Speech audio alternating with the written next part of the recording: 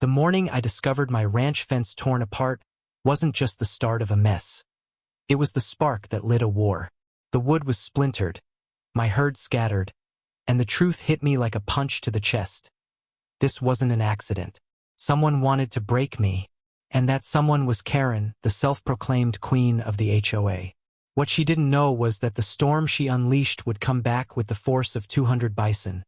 And once it started, nothing could stop it. Before we dive into this wild story, make sure to hit that subscribe button and ring the bell.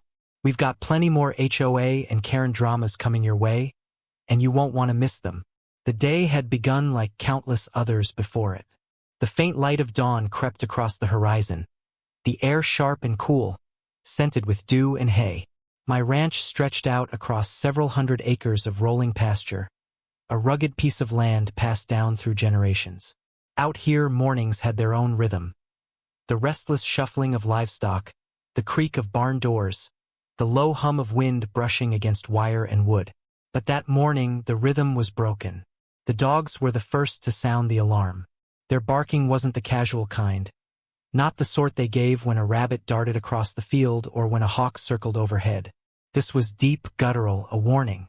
By the time I grabbed my boots and stepped outside, the first rays of sun had revealed the damage. My fence, my pride, my shield, the barrier that marked the boundary between my world and theirs was gone. It wasn't the work of weather. No storm had blown through. There were no claw marks from wildlife, no signs of natural wear. The posts were sawed clean, the wood left in jagged piles, scattered like bones across the dirt. Entire sections had been torn down deliberately, and beyond the wreckage stretched hoofprints, dark and deep, trailing into the open land where my herd had once been contained. The bison, 200 head strong, wild and restless, were free. For a moment I just stood there, fists curling at my sides, trying to breathe against the burn in my chest. A rancher's fence is more than wood and nails. It's sweat, labor, dignity. Each post is a declaration. This is mine, built with my hands, protected by my will. To see it reduced to splinters was more than damage. It was a violation. And I already knew who was behind it. Karen. Her name had been a thorn in my side since the day the subdivisions sprouted like weeds a mile down the road. Shiny cul-de-sacs, cookie-cutter houses, lawns clipped to perfection, and with them the Homeowners Association. At the center of it all stood Karen, visor tilted, clipboard always in hand, strutting around like she owned not just her neighborhood but the entire county. For months she'd circled my land like a vulture, snapping photos, muttering about community standards, sending letters that warned me my barn was unsightly or that my pasture didn't meet landscaping guidelines. She tried to rope me into her empire, and when I refused, she didn't back down. She doubled down. The broken fence was her boldest move yet. By the time the sun cleared the hills, word had already started to spread. Neighbors slowed their trucks as they passed, craning their necks to see the wreckage. Some shook their heads in sympathy. Others smirked knowingly. It was no secret that Karen and I had been at odds, and I could almost hear the whispers beginning to snake through the town. The rancher can't even control his land. His herd is loose. His property is falling apart. That was Karen's game. Not just to break my fence, but to break my reputation. She wanted the community to see me as weak, incapable, unfit to stand apart from her HOA kingdom. As the day wore on, the weight of humiliation pressed heavier on my shoulders. I rode the pastures, rounding up as many bison as I could, the ground trembling under their hooves as they resisted the corral. Dust clouded the air, my throat raw from shouting over the chaos. But by evening I had most of the herd back behind hastily patched wire. Still, the damage was done. My land looked like a battlefield, and I felt the eyes of the county on me. But beneath the humiliation, something harder stirred. This wasn't just about a fence. This was about a line being crossed. Karen hadn't just tested my patience. She had declared war. And as I leaned against the broken posts that night, the moon hanging low over the hills, I made a silent vow. If Karen wanted to drag me into a fight, then she was about to learn that out here, battles aren't fought with clipboards and fines. They're fought with grit, with nature itself, with the raw power of the land. She thought tearing down my fence would put me in my place.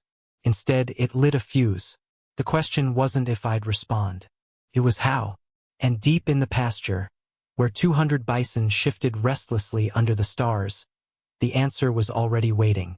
The morning after the fence was destroyed, I thought the worst had already passed.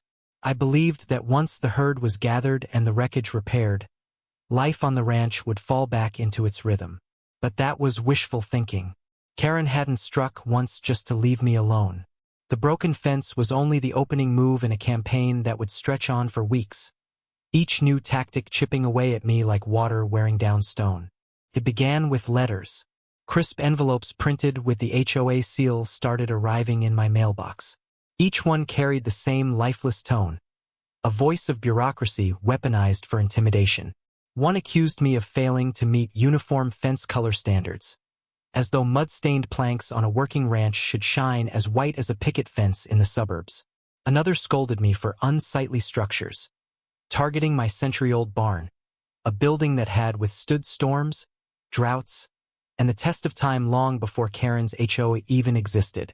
At first, I tossed the notices into the fire pit, letting the flames chew through their neat letterhead. But the more I burned, the more they came. Week after week, envelopes piled up, each one a reminder that Karen's eyes never left my property. She wasn't just harassing me. She was laying the groundwork, building a paper trail she hoped would paint me as negligent, reckless, unfit. The visits came next.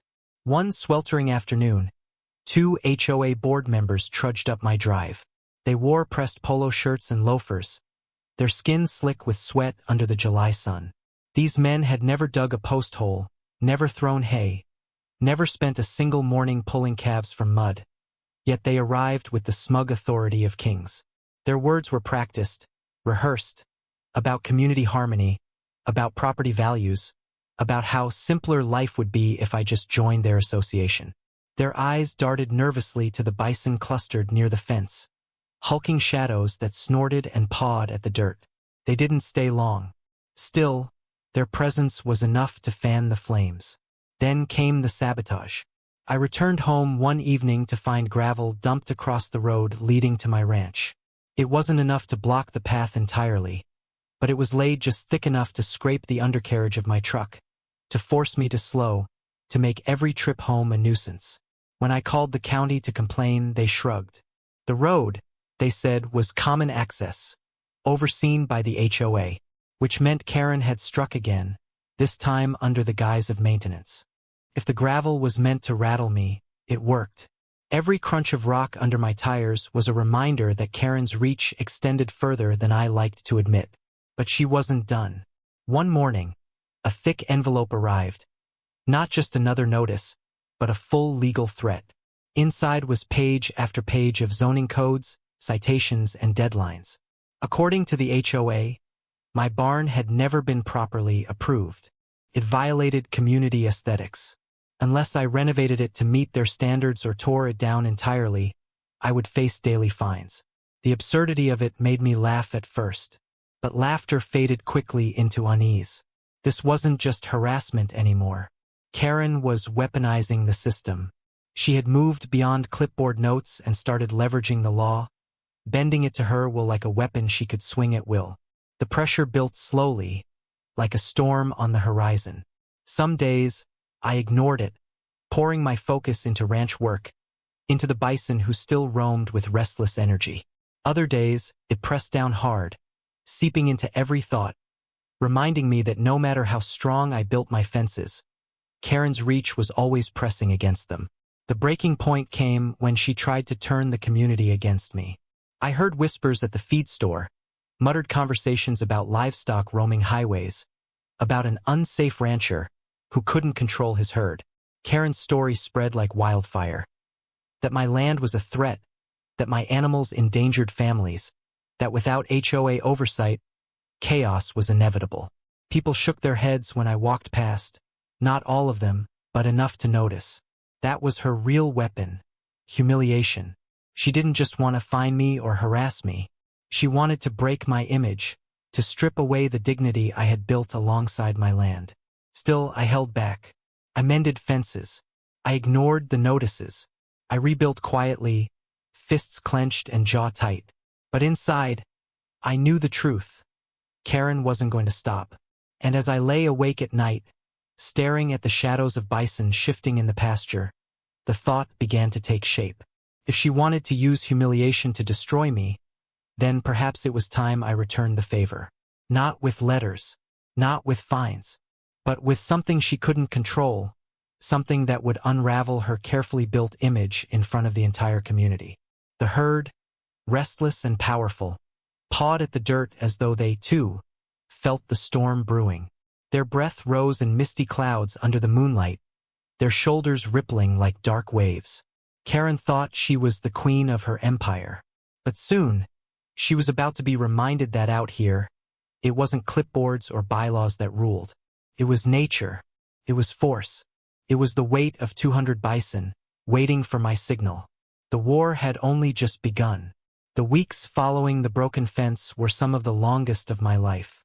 I had patched the posts, corralled most of the herd, and carried on with the daily rhythm of ranch work. But it never felt the same. Every hammer strike, every nail driven into new wood carried the bitter taste of violation. I knew the enemy was out there, waiting for the next move. That move came not in the form of another letter or pile of gravel, but in the glow of fluorescent lights inside the HOA's so-called community center. Karen thrived in the spotlight. For her, private harassment wasn't enough. She wanted a stage, an audience, a crowd she could mold to her will. And the monthly HOA meeting was her throne room. It was there, under the watchful gaze of her neighbors, that she tried to deliver the final blow to my reputation. I hadn't planned to attend. These meetings were theater, a place where she paraded rules and clipped lawns as if they were sacred scripture. But word reached me that she had begun using my name in her speeches, that she was turning my ranch into a cautionary tale. Couldn't ignore it. If humiliation was her weapon, I had to face it head-on, even if I walked into the fire. The night of the meeting, the air was thick with summer heat. Trucks and SUVs lined the streets outside the clubhouse, their headlights glowing in neat rows. I parked at the edge of the lot and stepped inside. The space smelled of cheap carpet and plastic chairs. A fake stone fireplace dominated one wall, a backdrop for Karen's performance. And there she stood, visor replaced by a rhinestone headband for the occasion, clipboard clutched like a scepter. Her voice rang sharp as glass, slicing through the murmurs of the crowd. On the projector behind her flashed photos. My fence in ruins, my herd on the roadside, me hammering posts under a blazing sun. Each image framed as proof of my supposed negligence. The room buzzed with whispers. Some faces frowned with sympathy, but others wore smirks, feeding off her words. Karen thrived in the noise, her smile widening each time she struck another blow.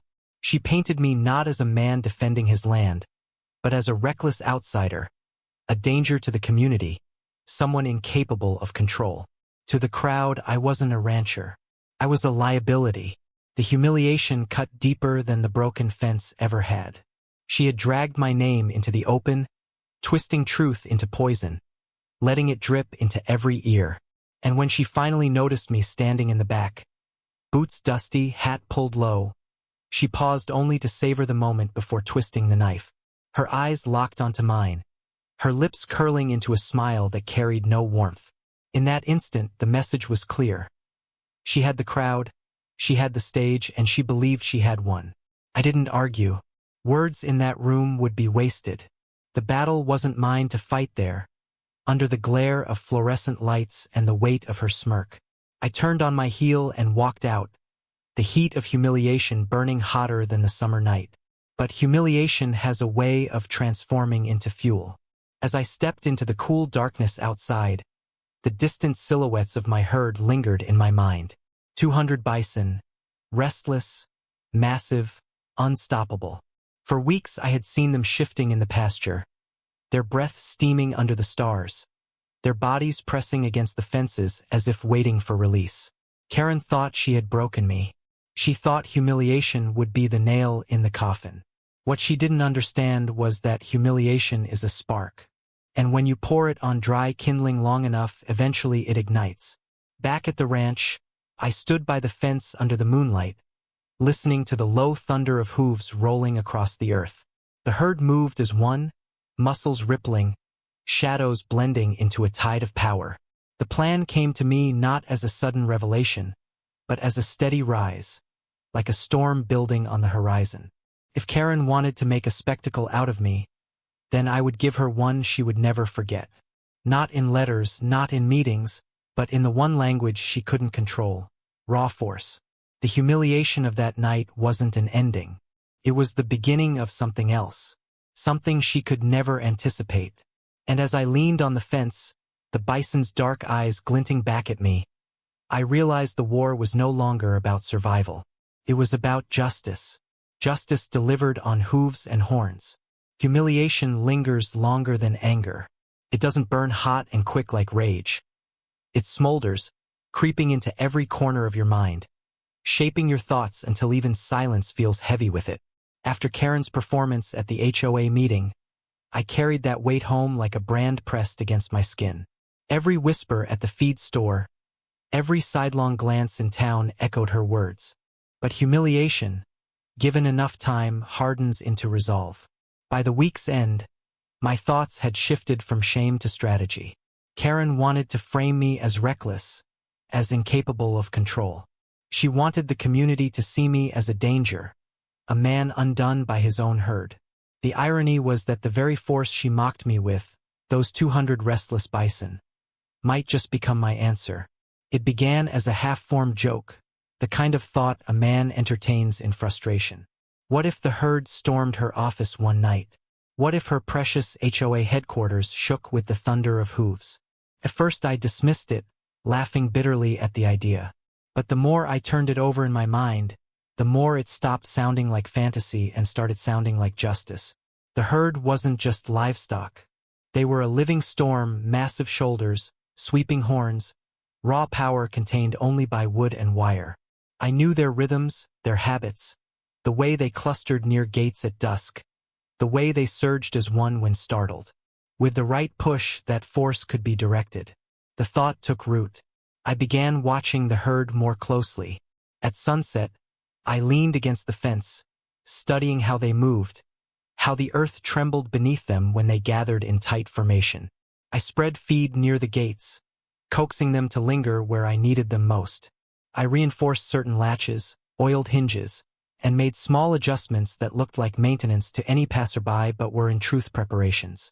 Meanwhile, I turned my attention to the HOA office.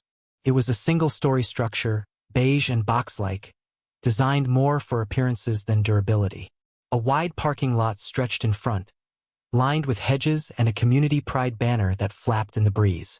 To most, it was unremarkable, just another prefab building planted in the heart of suburbia. But to me, it was a stage. A slope of open ground ran from my pastures down toward the office. If the herd were released at the right time, they could surge through that slope like water down a channel. Nothing in their path would withstand the force. Not hedges, not flower beds, not walls of glass. Timing was crucial. Karen's monthly meetings were predictable, always scheduled around the same hour. At 7 o'clock sharp on Thursday evenings, the board gathered inside to trade smug nods and congratulate themselves on community progress. Residents dreaded attending, but Karen basked in them as though they were coronations. That was my window. I drove past the office on errands, noting the layout of the lot, the flimsy frames of the windows, the fragile glow of lights that spilled into the night. Each trip etched the plan deeper into my mind. I imagined the board mid-meeting, Karen's voice cutting through the air, when suddenly the ground would begin to tremble. Papers would scatter, glasses would rattle, and the kingdom she had built on clipboards and bylaws would collapse in a storm of dust and horns. The vision sustained me, turned humiliation into anticipation. But there was risk more than I wanted to admit. Bison aren't tools to be wielded like hammers. Once loosed, they follow instinct, not command. They could damage more than Karen's pride. They could injure people cause destruction far beyond my control. Late at night, the doubt crept in, whispering that perhaps I was pushing too far. Each time the doubt rose, I remembered the fence, the sawed posts, the splintered wood. I remembered Karen's smirk at the meeting, her laughter echoing over a slideshow of my failures. And I remembered that humiliation is not eased by silence. It demands an answer. By the time the next Thursday approached, the plan had crystallized into certainty. The herd was restless, snorting louder than usual, pawing at the earth as though they sensed the tension building. Their breath rose in thick clouds in the cool evening air, muscles rippling beneath heavy hides. The ground vibrated under their shifting weight, a drumbeat of anticipation. At sunset, I stood by the gate, the hinges gleaming where I had oiled them. In the distance, the office lights glowed, pale and inviting. Cars pulled into the lot, their headlights cutting through the dusk. I could almost hear Karen's voice carried on the breeze, sharp and commanding, unaware of the storm that gathered on the other side of the ridge. The herd pressed against the fence, their dark eyes glinting in the fading light. They were ready. So was I. The plan was no longer a fantasy. It was reality waiting on a single decision. A hand on the latch, a tug of metal, a flood of force unleashed. The humiliation Karen had poured onto me for weeks was about to come back tenfold. She had tried to strip me of dignity in front of her crowd. Now I would strip her of control in front of the same audience. The only question left was when to pull the gate wide and let the storm run free. The night air carried a stillness that felt unnatural, the kind of silence that comes just before a storm breaks. Out on the ridge, I stood with one hand resting on the gate latch, the other clenched tight at my side. Behind me, 200 bison shifted restlessly, their massive bodies pressing against one another, snorting clouds of breath into the cool dark. The ground beneath my boots quivered with their impatience, a steady vibration like distant thunder waiting for release. Across the open slope, the HOA office glowed like a beacon. Light spilled through the thin blinds, silhouettes flickering as board members shuffled papers and residents settled into plastic chairs. From this distance, I could almost imagine Karen standing at the podium, head held high, clipboard gripped like a royal scepter. Her voice would be sharp, dripping with that self-assured smugness she wore like armor. She thought tonight would be another chance to remind the neighborhood of my humiliation, another chance to use my name as the punchline to her speech. She had no idea that her stage was about to become a battlefield. I tugged the latch free. For a heartbeat, nothing happened.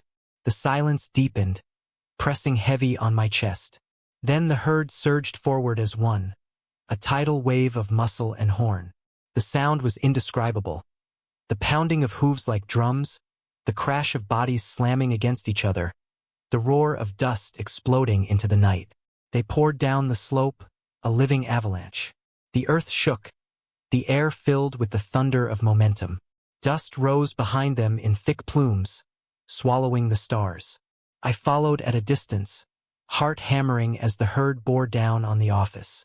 The first impact came as they swept into the parking lot. Asphalt cracked beneath their weight. Cars rocked violently, alarms shrieking as horns scraped metal. Headlights flicked on in the chaos, beams cutting through the dust as residents leapt from their seats inside the clubhouse. Through the wide windows, I saw it unfold. The board froze mid-meeting, papers fluttering from their hands. Karen, caught mid-sentence at the podium, turned toward the sound with her mouth still open, her face draining of color as the building trembled. A scream tore through the room, followed by the screech of chairs scraping across the tile as people scrambled for exits. The herd circled the lot, a sea of dark shapes crashing against manicured hedges and snapping the HOA's pride banner in two. Flower beds that had been meticulously maintained for years vanished under a tide of hooves. The office walls rattled, glass shattering as a horned bull rammed its way through a window, sending shards scattering across the floor. Inside, panic reigned.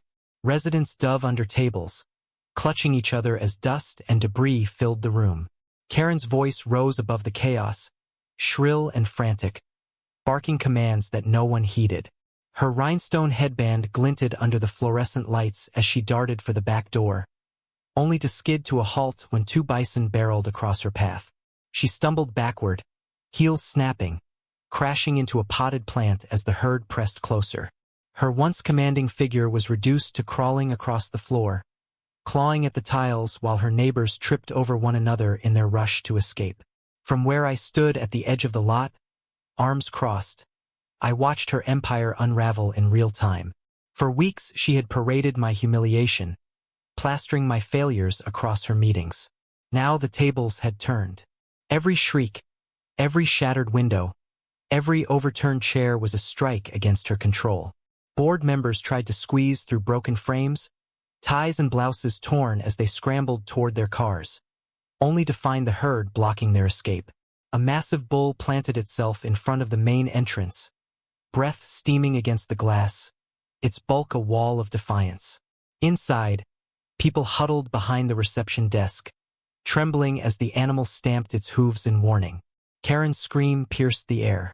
She clambered onto a chair, waving her arms wildly, pointing toward the window where I stood. Her voice cracked with desperation as she tried to shift the blame, to redirect the fear. But her words were drowned by the roar of the herd. I raised my hand in a mock salute, just enough for her to see. For the first time since this battle began, I saw her mask slip. The smirk was gone. Her eyes widened, her lips trembled, and she realized the truth. She was no longer in control. The stampede lasted minutes, but to those trapped inside it stretched like an eternity. Hooves ripped up the parking lot, light poles toppled, banners shredded. The pristine clubhouse, once the jewel of the subdivision, looked more like a war zone with every passing second. Then, as suddenly as it began, the chaos began to ebb. One by one, the bison broke away, drifting back toward the slope, their thunder fading into the night. Dust hung thick in the air, settling slowly over the wreckage they left behind. The HOA headquarters was unrecognizable. Windows shattered, doors crooked on their hinges, the lot torn into craters of mud and debris. Inside, papers littered the floor like confetti, chairs overturned, tables cracked.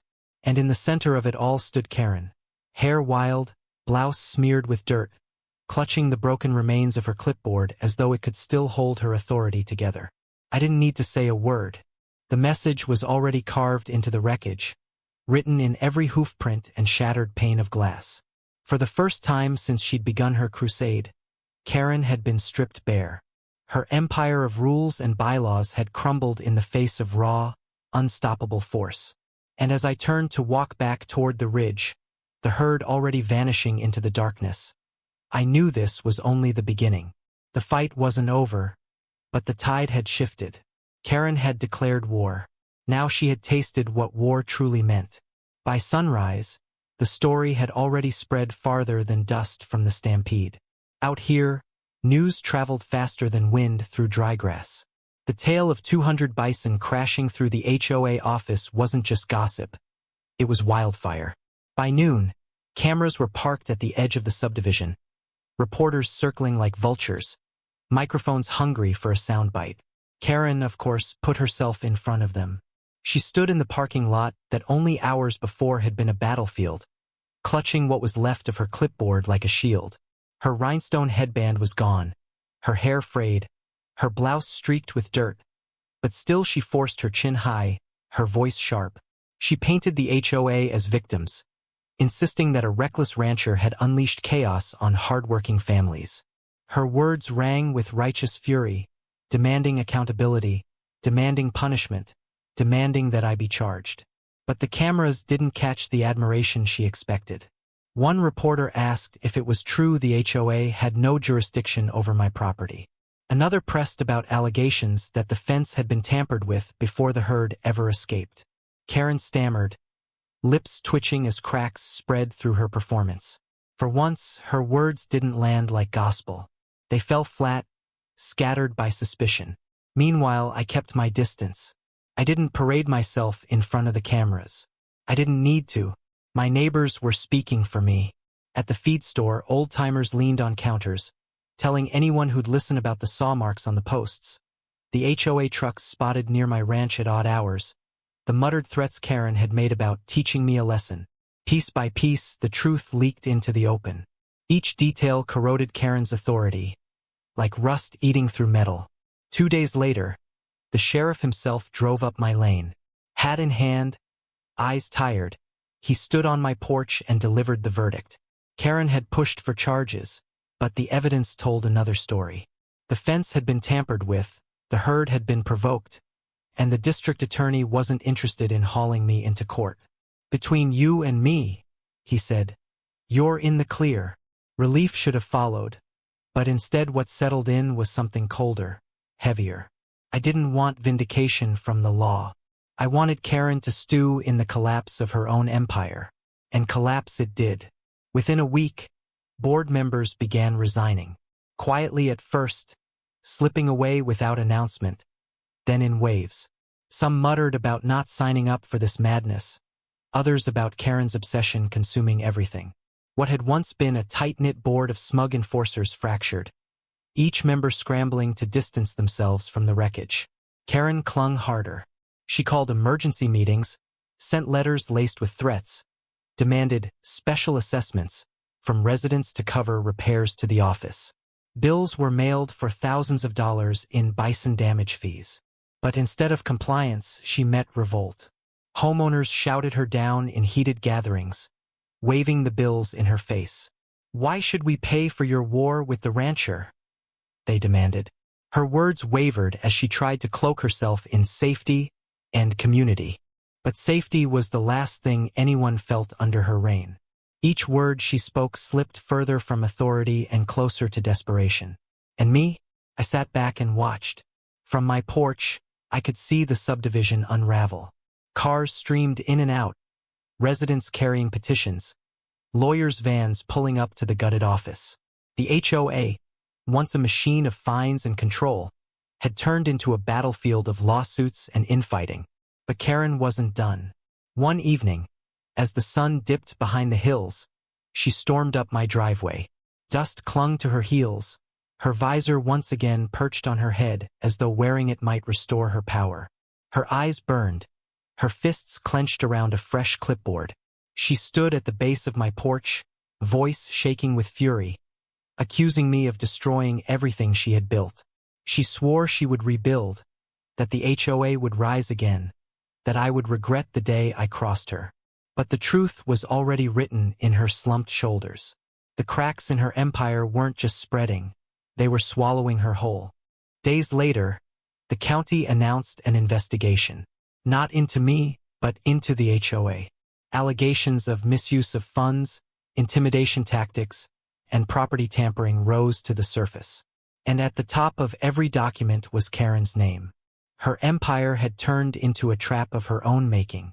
And as I walked my pasture under the fading light, the herd grazing calmly behind repaired fences, I realized the storm wasn't over yet.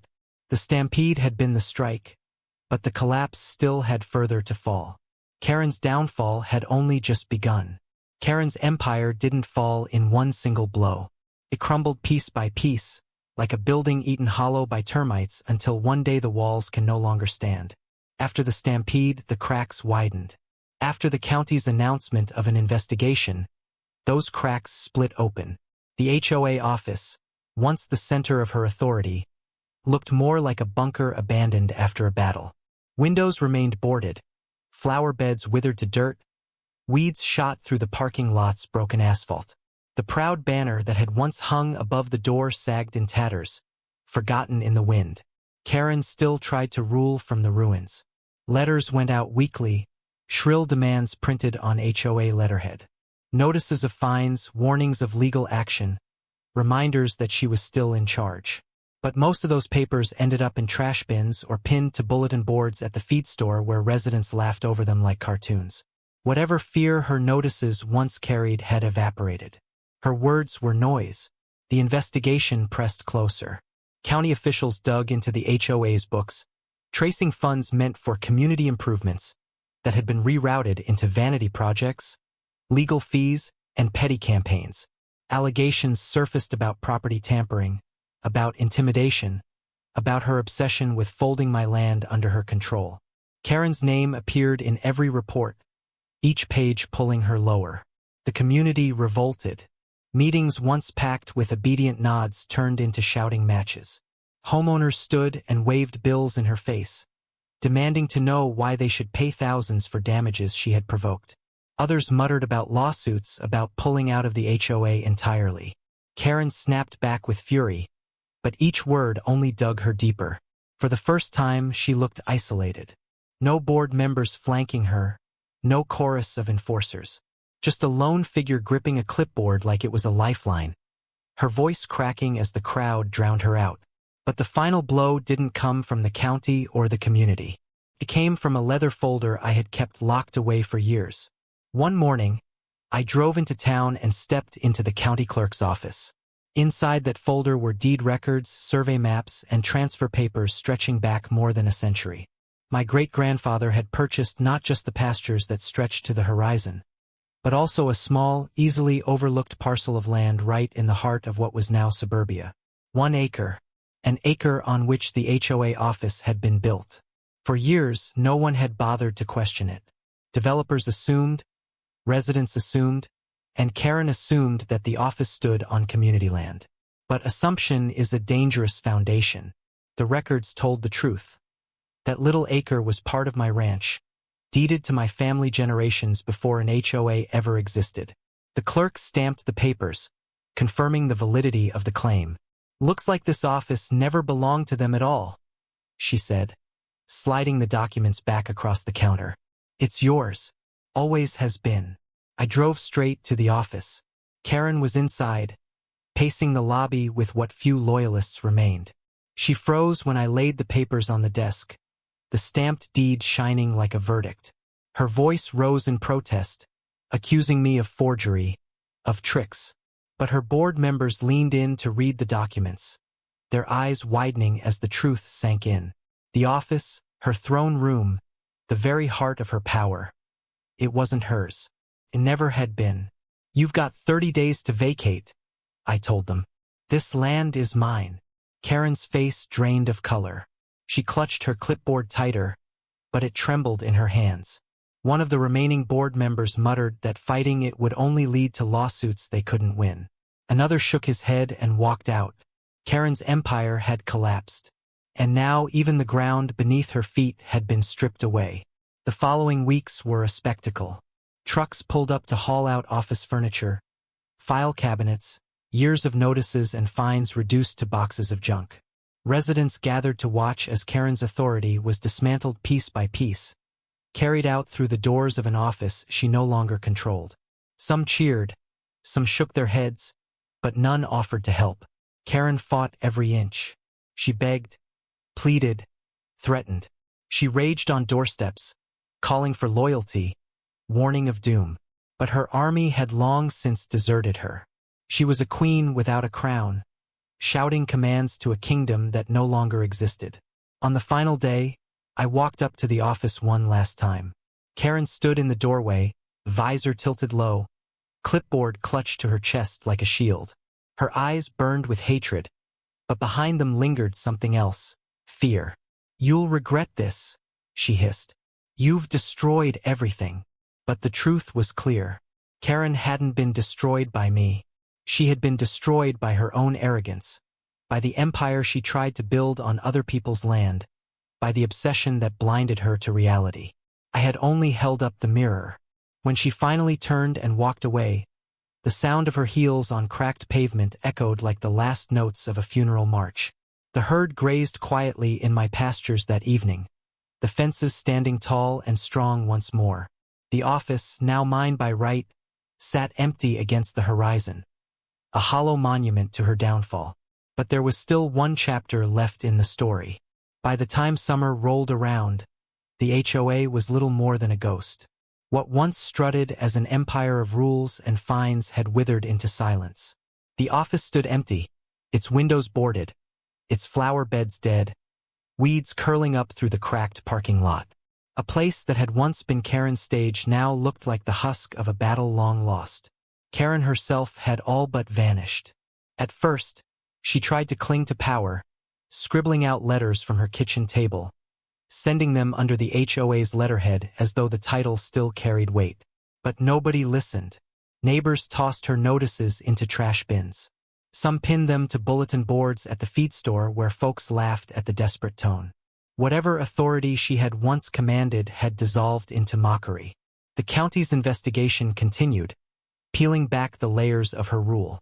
Allegations of misused funds, intimidation, and property tampering piled high, her name stamped at the center of every file. What had begun as whispers had hardened into headlines. HOA president under scrutiny after Bison stampede. For me, life finally returned to the rhythm it was always meant to keep. The fences stood firm again, stronger than before. The herd grazed quietly across the rolling pastures, no longer restless but steady, their hulking shapes cutting dark lines against the horizon at dusk. The land breathed easier, and so did I. Every morning began once more with the sound of barn doors creaking open, with the smell of dew settling on hay, with the steady certainty of work that mattered. No more notices, no more sabotage, no more smug voice riding the wind from the subdivision. Only the chorus of nature, the hum of resilience. I left the HOA office standing, though I could have torn it down. It wasn't pride that kept it there, but purpose. To me, that hollow shell was a monument, a reminder of what happens when arrogance collides with truth, when control is mistaken for respect, when someone believes power comes from clipboards instead of grit. Because in the end, Karen's downfall wasn't about Bison or fences. It was about a lesson she never wanted to learn. Out here, respect can't be demanded. It must be earned. Looking back, I don't regret unleashing the herd. Not because of the chaos it caused, but because of what it symbolized. A storm unleashed to remind those who had forgotten that this land isn't ruled by bylaws or meetings, but by nature, by patience, by the will to stand firm when everything else tries to push you down. Karen thought humiliation would break me. Instead, it forged me sharper. She thought her rules made her strong. But strength doesn't come from paper or fines. It comes from knowing when to endure and when to strike. And sometimes, the only way to be heard is not with words at all, but with action that shakes the ground beneath their feet. So if there's a lesson in this war, it's this. Never let anyone convince you that you're powerless. Whether it's a neighbor, a boss, or an entire system pressing against you, remember that you carry more strength than you realize. Stand tall even if you stand alone. Because when the time comes to defend what's yours, you'll find the storm waiting inside you, ready to be unleashed. And once it's unleashed, no clipboard in the world can stand against it.